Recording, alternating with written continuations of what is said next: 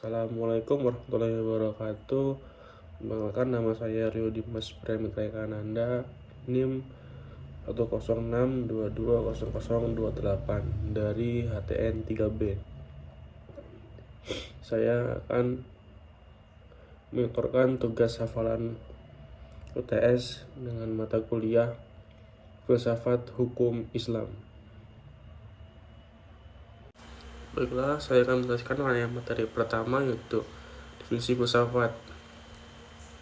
Ada 4 sudut pandang dari filsafat ini. Yang pertama dari segi arti atau etimologi, yang kedua sebagai ilmu pengetahuan, yang ketiga sebagai jawaban kritis atau problem atau perhatian sikap meyakini manusia. Itu dalamnya ada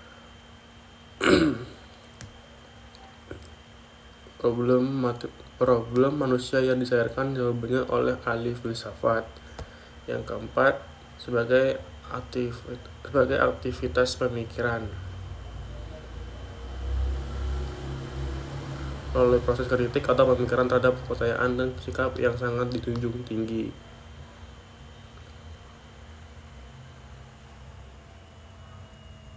Baik, yang kedua itu adalah fik.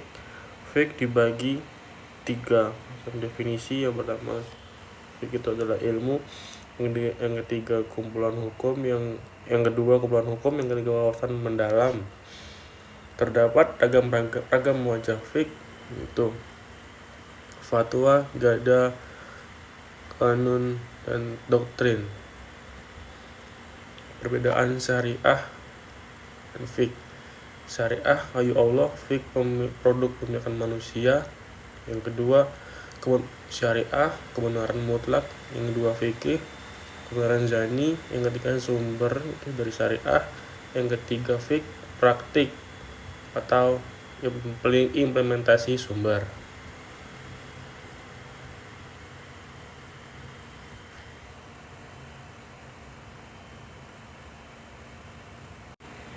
Hukum syara dikategorisasikan itu ada nilai-nilai syariah dalam norma-norma perilaku. Itu ada wajib, makruh, sunnah, dan haram. Dan juga mubah itu netral.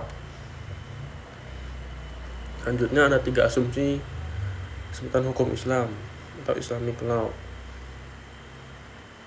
Semangat gerakan pembaharuan, adaptasi istilah keilmuan, kontak Islam Barat, dan tim ekspedisi Napoleon Bonaparte tahun 1789.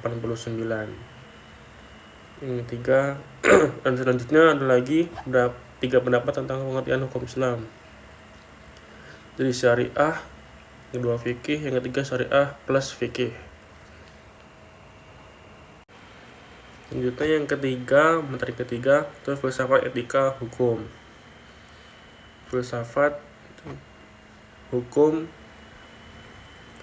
meliputi filsafat khusus yang diarahkan kepada objek tertentu, yaitu hukum. Yang kedua, anak cabang filsafat tingkah laku atau etika. Selanjutnya ada filsafat hukum Islam, dibagi menjadi 6 filsafat yang diterapkan pada hukum Islam. Yang kedua, filsafat khusus. Yang ketiga, kajian pengetahuan tentang hakikat, rahasia, tujuan hukum Islam. Yang keempat, pemikiran secara ilmiah, sistematis, dan dipertanggungjawabkan. Yang kelima, menganalisa hukum Islam secara ilmiah. Yang keenam, filsafat yang menganalisa hukum Islam secara metodis, sistematis untuk memperoleh keterangan yang mendasar. Selanjutnya ada objek filsafat hukum Islam. Yang pertama ontologis, yang kedua epistemologis, yang ketiga aksiologis. Ontologis dan epistemologis menjadi dimensi tasri atau konstruksi hukum.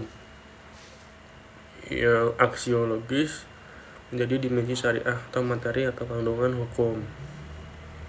Selanjutnya ada tujuan dan manfaat filsafat hukum Islam. Yang pertama, tujuannya intensifikasi hukum Islam, justifikasi Islam, dialektika hukum Islam. Dan manfaatnya, manfaatan yang kokoh, kesimpulan dan argumentasi yang akurat. Yang ketiga, arif dalam menentukan dinamisasi